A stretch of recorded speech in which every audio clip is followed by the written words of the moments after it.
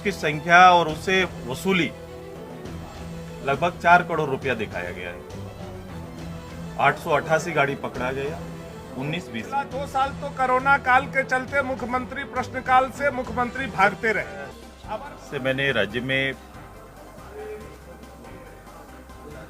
कोष के लिए जो स्रोत है उसमें से एक बालू भी है। मैंने राज्य सरकार से या फिर मंत्री जी से यही जानना चाहा था कि राज्य सरकार के पास जो बालू घाट है जिसका संचालन निगम को करना है और एक है कि जिसका संचालन पंचायतों को करना है, 2 तरह की कैटेगरी में इन्होंने बांटा हुआ है। तो जिसका संचालन राज्य सरकार को करना है उसमें से केवल 22 घाटों का संचालन राज्य सरकार या निगम कर रही है।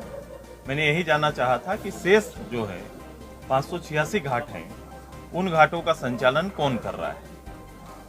अगर नहीं कर रहे हैं तो ये राजस्व का क्षति है और आज के दिन में इन 586 घाटों पर किनका कब्जा है, मैं यही जानना चाहता था। आज इसके सरकार का जो जवाब है कितना संतुष्ट दिखाई दिया? क्या नहीं लगता है कि जो फेक जवाब उनको आया है? उन्होंने राज्य में 18-19 को जितनी गाड़ियां पकड़ी थी अवैध रूप से वो स्वीकार किए। अगर वो ये कह रहे हैं कि गाड़ियां हमने पकड़ी है तो निश्चित रूप से अवैध कारोबार होता होगा। उसकी संख्या और उससे वसूली लगभग 4 करोड़ रुपया दिखाया गया है। 888 गाड़ी पकड़ा गया 19-20 में। 20-21 में लगभग 1300 गाड़ियां पकड़ी जाती है लेकिन वसूली 2 करोड़ कुछ, तो उस अनुपात में आधा वसूली हो पाता है। तो ये वसूली का जो रास्ता है इसमें कौन सी बाधा हुई कि अनुपात में कम गाड़ी होकर भी 18-19 में ज्यादा वसूली हो गया और अधिक गाड़ी होने के बाद भी हमारा 20-21 में ये नहीं हो पाता है। और ये सर्वविदित है और राज्य का एक ज्वलंत विषय है। इसको लेकर सभी लोग, आम लोग ये चीज देख रहे हैं कि गवर्नमेंट के संरक्षण में ये चीजें चल रही है।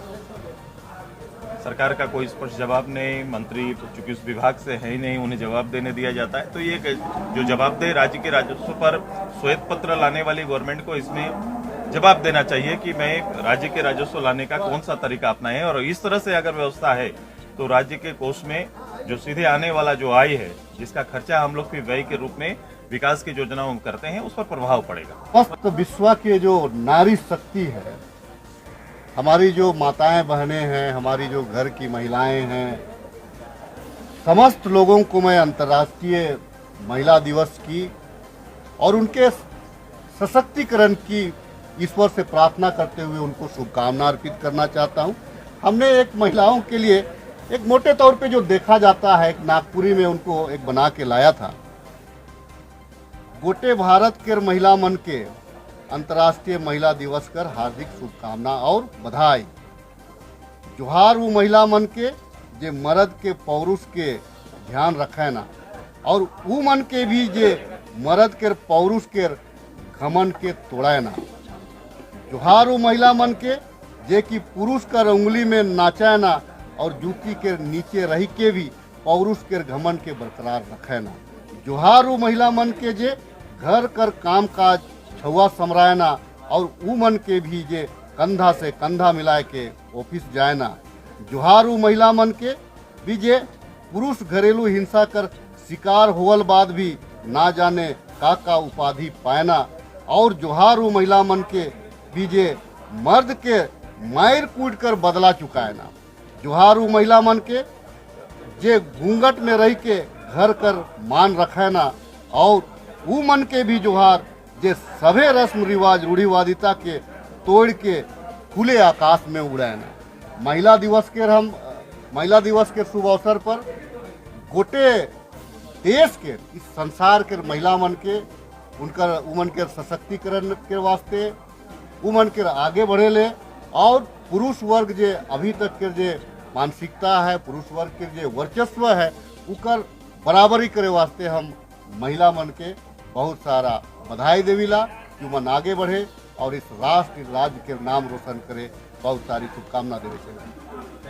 धारा 52 को 52 को संशोधन करने का विषय मैं आपके माध्यम से यह जानकारी देने आया हूं कि धारा 52 में जब संशोधन होगा तो मुख्यमंत्री प्रश्नकाल जो है वो मुख्यमंत्री प्रश्नकाल स्वतः समाप्त हो जाएगा।